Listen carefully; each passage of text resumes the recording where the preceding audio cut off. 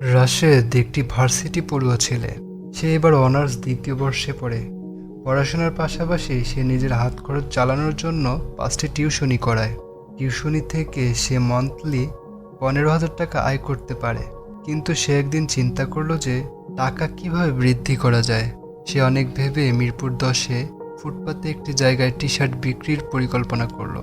তার প্ল্যান মাফিক সে জায়গা নেওয়ার জন্য মিরপুর 10-এ গিয়ে লোকদের সাথে কথা বলল।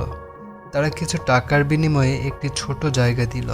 তারপর বঙ্গবাজার থেকে পাইকারি দামে 10,000 টাকার টি শার্ট কিনে এনে সেল করার চেষ্টা করলো, কিন্তু ফলাফল শূন্য। পরে সে লক্ষ্য করলো তার কেনা পোশাকগুলো প্যাকেজিংয়ের মান ভালো ছিল না, তাই বিক্রি হচ্ছিল না। ভালো প্যাকেজিংয়ের জন্য মিরপুর 3 থেকে লেবেল, টিস্যু পেপার, প্যাটার্ন ইত্যাদি নিয়ে ভালোভাবে ডেকোরেট করে সেল করা শুরু করলো। পরের দিন মোটামুটি বিক্রি করতে পারলো। প্রতি পিস টি শার্ট সে 350 টাকায় সেল করতে চাইল, কিন্তু এতে বিক্রি তেমন বাড়ছিল না। পরে সে ভাবল তার খরচ বাদ দিয়ে অল্প কিছু লাভ রেখে পণ্যের মূল্য নির্ধারণ করবে। প্রতি পিস টি শার্ট কিনতে তার খরচ হয়েছে 190 টাকা এবং ডেকোরেশনের জন্য প্রায় 10 টাকা, মোট 200 টাকা, এবং লাভ হবে 50 টাকা। এভাবে সে প্রতি পিস টি শার্টের মূল্য নির্ধারণ করে। এছাড়া ক্রেতার দৃষ্টি আকর্ষণ করার জন্য সে ক্রেতার পছন্দ এবং রুচিকে প্রাধান্য দিয়ে পণ্য বিক্রির সিদ্ধান্ত নিল। এতে 3-4 মাস পর দৈনিক প্রায় 100 পিসের মতো টি শার্ট বিক্রি করতে পারল সে।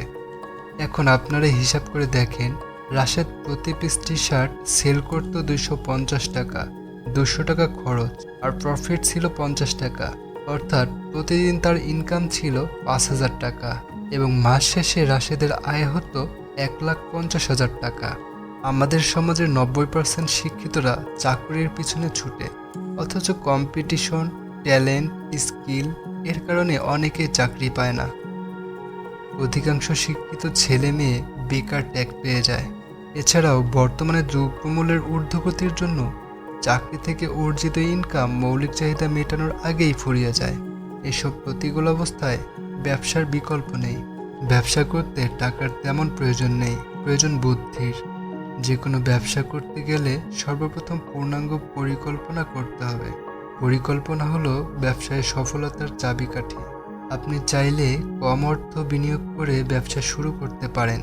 আজকের ভিডিওতে আমি কিছু কম মূলধনের ব্যবসা নিয়ে আলোচনা করব। হাতে তৈরি পণ্য।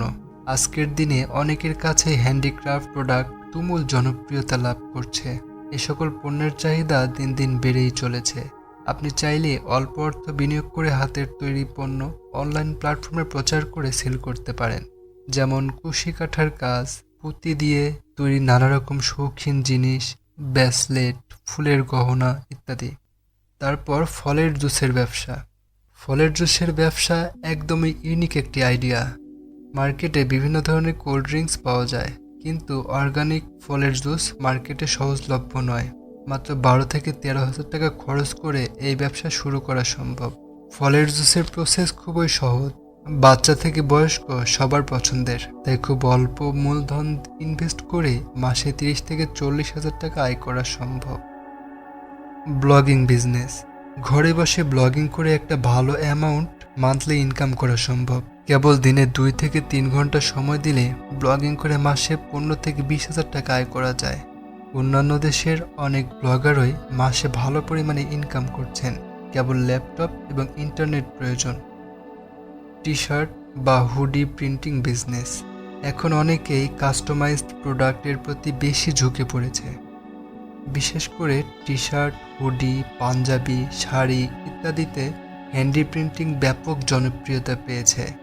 একটি প্রিন্টিং মেশিন অথবা কালার তুলির মাধ্যমে সুন্দর ও আকর্ষণীয় ডিজাইন করে ভালো দামে আপনি বিক্রি করতে পারবেন। Homemade floral jewellery. বর্তমানে ঘরে তৈরি ফুলের অর্নামেন্টসগুলোতে ক্রেতার চাহিদা অনেক বেশি। এখনকার হলুদে কাঁচা ফুলের তৈরি গহনার পরিবর্তে ফ্লোরাল অর্নামেন্টসগুলোর ব্যবহার অনেক বেশি হচ্ছে।